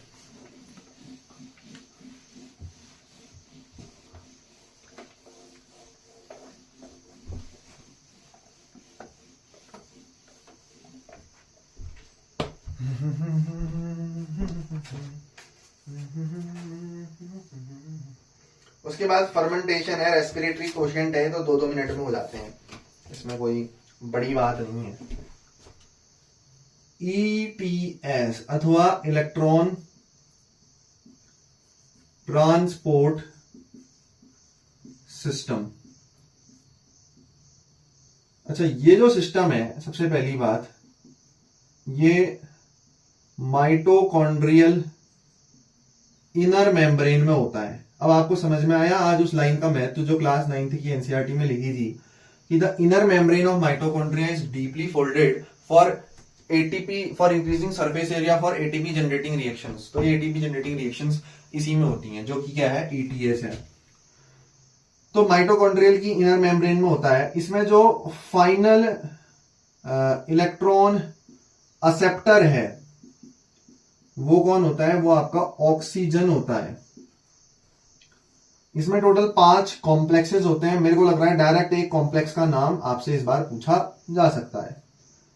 तो पहला जो कॉम्प्लेक्स है, देखो हमें अब कॉम्प्लेक्स के नाम जानने हैं। तो कॉम्प्लेक्स 1, 2, 3, 4 और 5। तो पहला जो कॉम्प्लेक्स है उसका नाम होता है NADH डिहाइड्रोजिनेज, यानी कि जो NADH में से हाइड्रोजन को हटाएगा। दूसरा होता है सक्सीनेट डिहाइड्रोजिनेज, जो सक्सीनेट में से क्या करेगा? हाइड्रोजन को हटाएगा। तीसरा होता है साइटोक्रोम BC कॉम्प्लेक्स। इसमें साइटोक्रोम B कॉम्प्लेक्स भी होता है और C कॉम्प्लेक्स भी होते हैं, दोनों प्रेजेंट होते हैं, इसलिए साइटोक्रोम BC कॉम्प्लेक्स इसको बोलते हैं।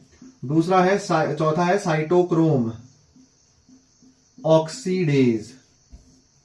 पांचवा होता है ATPase, या इसको ATP सिंथेज बोलते हैं। F0 F1 पार्टिकल प्रेजेंट होता है इसमें, अभी देखेंगे। तो ये 5 कॉम्प्लेक्सेस होते हैं जो हमें याद होने ही होने चाहिए। कौन कॉम्प्लेक्स कैसे काम करता है ध्यान से सुनेंगे, ध्यान से सुनेंगे। सर जैसे कॉम्प्लेक्स 1 जो है हमारा, ध्यान से देखो, कॉम्प्लेक्स 1 किसी भी फॉरेन ऑथर की बुक देखना, उसमें ये सिंपल डायग्राम ज्यादा दिए रहते हैं।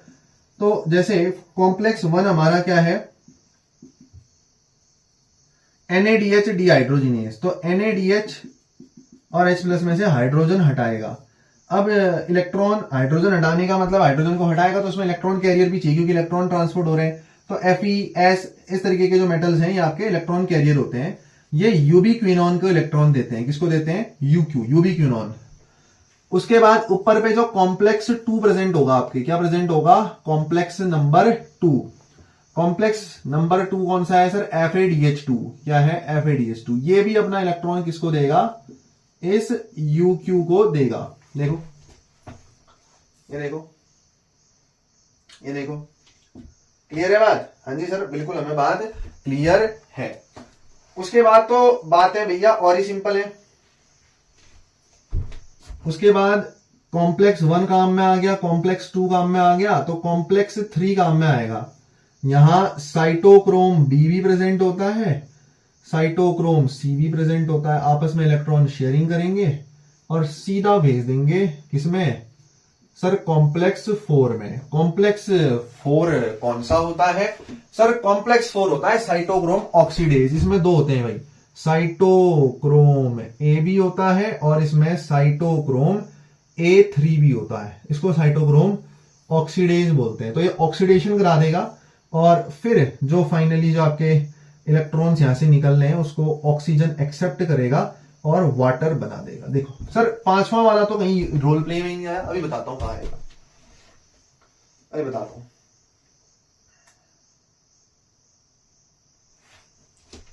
ये है बच्चों 5वां कॉम्प्लेक्स।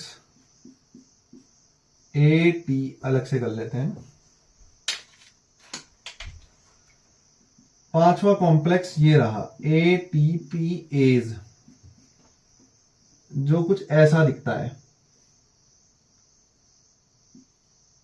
ये देखो, जो कुछ ऐसा दिखता है।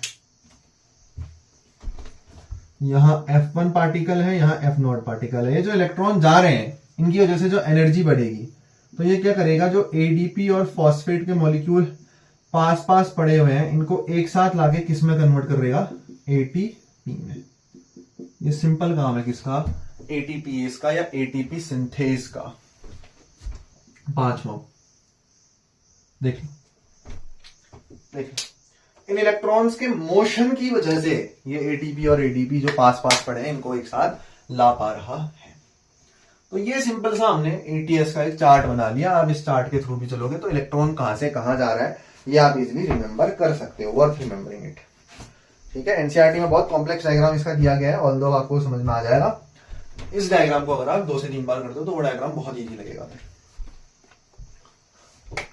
चलिए, तो अब हम आगे बढ़ेंगे और अब हम देखेंगे आपका एनाएरोबिक रेस्पिरेशन किस चिड़िया का नाम है, उसकी तरफ बढ़ेंगे।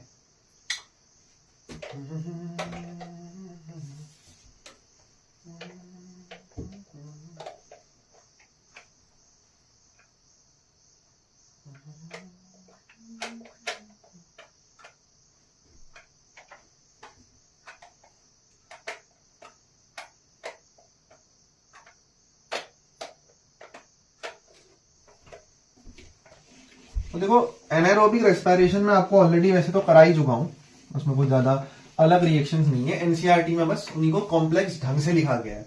तो एक बार एनसीईआरटी देख के बात करना, ये मत कहना कि सर यहाँ पर ये चीज नहीं हुई, यहाँ पर वो चीज नहीं हुई। हम ग्लाइकोलाइसिस पहले ही कर चुके हैं। एनसीईआरटी में बार बार ग्लाइकोलाइसिस से ही चीजों को हल्का हल्का तोड़ तोड़ के दिखाया गया है, तो उस चीज का कोई सेंस नहीं बनता है ना। तो अब हमने एरोबिक रेस्पिरेशन अच्छे से कर लिया। अब हम बात कर रहे हैं किसकी? एनाएरोबिक रेस्पिरेशन की। देखो कैसे होता है सर एनाएरोबिक रेस्पिरेशन की। अगर हम बात करें तो सबसे पहले हम इसमें क्या देखते हैं? Alcohol fermentation. कहां होगा एल्कोहल फर्मेंटेशन? मुझे ये बता दो जल्दी से। सर एल्कोहल कहां बनती है? सर प्लांट्स में बनती है और सर यीस्ट में बनती है। एनिमल में बनती है तो एनिमल झूमते रहता। तो एल्कोहल फर्मेंटेशन में क्या होगा? एक मॉलिक्यूल जो है ग्लूकोज का, वो क्या बनाएगा? 2 इथेनॉल के मॉलिक्यूल्स को बनाएगा। ठीक है, तो सर ग्लूकोज ने तो लेकिन पायरुविक एसिड पहले ही बना लिया था, तो अब हम वहां से आगे की चीज लिखेंगे। देखो, पायरुविक एसिड बनाने के लिए ग्लाइकोलाइसिस यहां भी करनी पड़ेगी। ग्लाइकोलाइसिस ऑलरेडी हो चुकी है। पहला स्टेप जो है ग्लाइकोलाइसिस, वो हम ऑलरेडी डन कर चुके हैं। तो उसके आगे की बात कर रहे हैं और अब हम बोल रहे हैं एनाएरोबिक रेस्पिरेशन। कहां होता है ये? आपको बताया मैंने सर, साइटोप्लाज्म में होता है। प्लस बच्चों CO2 भी मिलती है यहाँ पर, बिल्कुल मिलती है। 2 मॉलिक्यूल CO2 को भी मिलेंगे और कुछ अमाउंट ऑफ एनर्जी भी मिलेगी। मैंने कह दिया था 59 किलो कैलोरी, 2 एटीपी, चाहो तो आप कितना ही भी लिख सकते हो, 59 किलो कैलोरी कह लो या 2 एटीपी कह लो, मर्जी है, श्रद्धा है अपनी अपनी, कोई कुछ भी कह सकता है। और उसके बाद lactic acid fermentation. Lactic acid fermentation sir देखो ये इथेनॉल जो है, अगर इसका कंसंट्रेशन, क्या बोल रहा हूं मैं, अगर इथेनॉल का कंसंट्रेशन 13% हो जाए तो यीस्ट अपने को किल कर लेता है। 13% कंसंट्रेशन में अल्कोहल के यीस्ट सेल्फ किल कर लेता है अपने को। तो अल्कोहल का ज्यादा कंसंट्रेशन इतना हानिकारक है कि यीस्ट जो अल्कोहल को बना रहा है वो ही खुद को किल कर लेता है। अच्छा, अल्कोहल जो मार्केट में आती है उसमें कितना कंसंट्रेशन होता है, वो बहुत ही ज्यादा डाइल्यूटेड होती है। अल्कोहल जो हम मार्केट में देखते हैं उसमें डिस्टिलेशन की जो प्रोसेस है वो नहीं करी होती है, मतलब डिस्टिलेशन मतलब प्योर फॉर्म में हमें वो अल्कोहल नहीं मिलती है। तो जो भी हमारे नॉर्मल अल्कोहल्स होते हैं 5 से 7 से 8% का उनमें कंसंट्रेशन होता है, और मैक्सिमम कंसंट्रेशन जो होता है अल्कोहल में 100 ml अगर अल्कोहल है तो ये मान के चलो कि 40 ml 30 ml इतना जो है उसमें प्योर अल्कोहल होगा, बाकी सारी जो है उसमें मिलावटें ही होती हैं। तो प्योर अल्कोहल का कंसंट्रेशन इतना खतरनाक है कि अगर ये 13% हो जाए तो यीस्ट अपने आप को किल कर लेता है। इसीलिए आपने सुना होगा कि ना एक जो घरों में लोकल शराब बनाते हैं, कच्ची शराब, उसको बैन करते हैं बहुत जगह। उसका कारण ही ये है क्योंकि कितना किसी चीज को डिस्टिल्ड करना है, कितना प्योर फॉर्म में रखना है, कितना उसमें मिलावट करनी है, इस चीज का जो ज्ञान है वो लोकल लोगों को नहीं होता। तो इसलिए वो शराब जो है ज्यादा हानिकारक बन जाती है, बहुत ज्यादा उसमें और कंपाउंड्स भी आते हैं, उसको भी प्योरीफाई करना पड़ता है हालांकि। तो इसलिए ये चीज होती है। तो ये बहुत इंपॉर्टेंट डेटा है भाई, 13% अगर कंसंट्रेशन हो जाएगा तो यीस्ट अपने को ही किल कर लेगा। ठीक है, इसमें एनसीईआरटी में हमारा डेटा भी देखा है एक चैप्टर में कि हमारे पास जैसे वाइन है या बियर है, इनमें बहुत ही कम अल्कोहलिक कंसंट्रेशन होता है, 5 से 7% का। विस्की है, ब्रांडी है, रम है, इनमें अल्कोहलिक कंसंट्रेशन थोड़ा सा ज्यादा होता है, 30 से 40% का। इससे ज्यादा किसी में नहीं डाले रहते। ठीक है भाई, तो इतनी यहां पर बात थी। ठीक है, अब देखो पायरुविक एसिड से हमने कार्बन को हटाना भी है। यहां पर क्यों हटाना है, देखो CO2 निकाल रहे हैं ना, तो यहां पर कौन कौन से एंजाइम डालेंगे, एक तो pyruvic D carboxylase, D carboxylase मतलब CO2 हटाने वाला, और दूसरा एक और एंजाइम पड़ता है alcohol dehydrogenase. Pyruvic decarboxylase और alcohol dehydrogenase. Lactic acid fermentation कहां देखने को मिलता है, एक बैक्टीरिया में देखने को मिलेगा, एग्जांपल में लिख सकते हो, और एक जो है एनिमल मसल सेल में। एक कहां देखने को मिलेगा, एनिमल मसल सेल में। ये लैक्टिक एसिड फर्मेंटेशन की रही बात। अब लैक्टिक एसिड कैसे मिलता है उसको भी समझ लीजिए। जैसे C6H12O6 हमारे पास एक ग्लूकोज है। अब मैंने क्या करा, मैंने इस ग्लूकोज को ब्रेक डाउन करा। ब्रेक डाउन कैसे करा सर,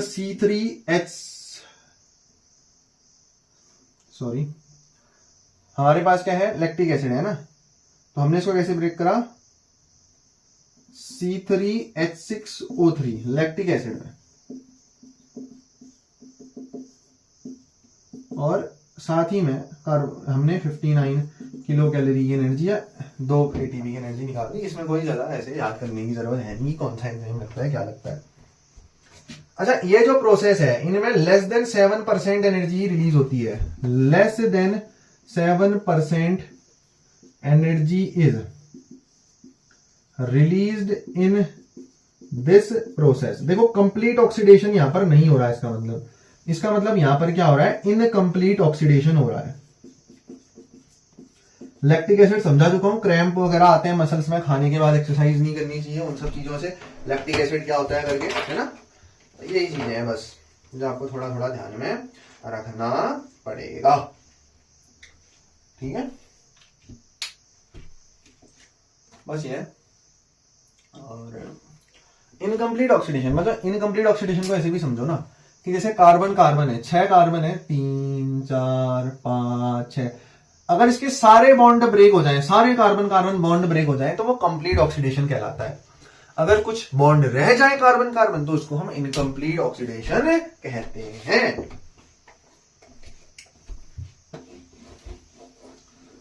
अब जो है हमारे चैप्टर का भाई हम बहुत प्यारा प्यारा लास्ट टॉपिक देखने जा रहे हैं, और अब जो हमारा लास्ट टॉपिक है वो है RQ। RQ मतलब रेस्पिरेटरी क्विशेंट।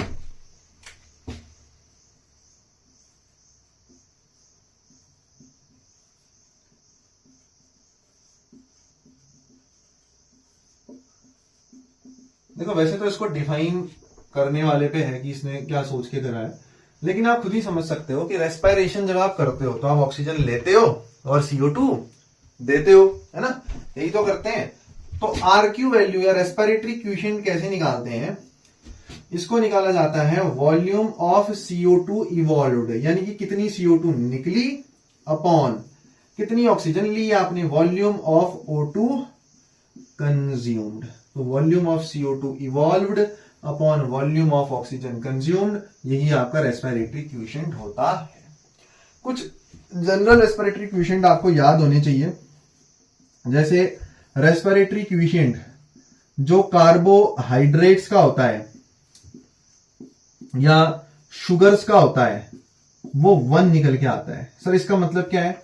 इसकी जगह पे 1 रख दो, यानी कि कार्बोहाइड्रेट और शुगर को पचाने में हमारी बॉडी जितनी भी ऑक्सीजन लेती है उतनी कार्बन डाइऑक्साइड दे भी देती है। इसकी जगह 1 रख दो RQ की जगह, तो ये और ये बराबर हो जाएंगे, क्रॉस मल्टीप्लाई इधर आएगा तो वॉल्यूम ऑफ CO2 इवॉल्व बराबर वॉल्यूम ऑफ O2 कंज्यूम्ड, ये है इसका मतलब। अगर आप बात करोगे प्रोटीन्स के लिए तो RQ की वैल्यू जो है वो 0.9 आता है, और अगर आप बात करोगे फैट्स एंड लिपिड्स के लिए, फॉर एग्जांपल पाल्मिटिक एसिड, इसके लिए 0.7 निकल के आता है। देख लीजिए,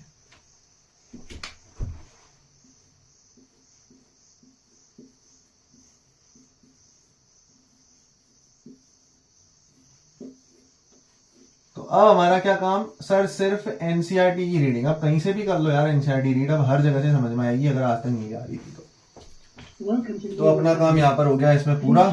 मिलते हैं एक और चैप्टर के साथ, एक और अच्छे चैप्टर के साथ, एक और मुश्किल चैप्टर के साथ उसको आसान बनाते हुए।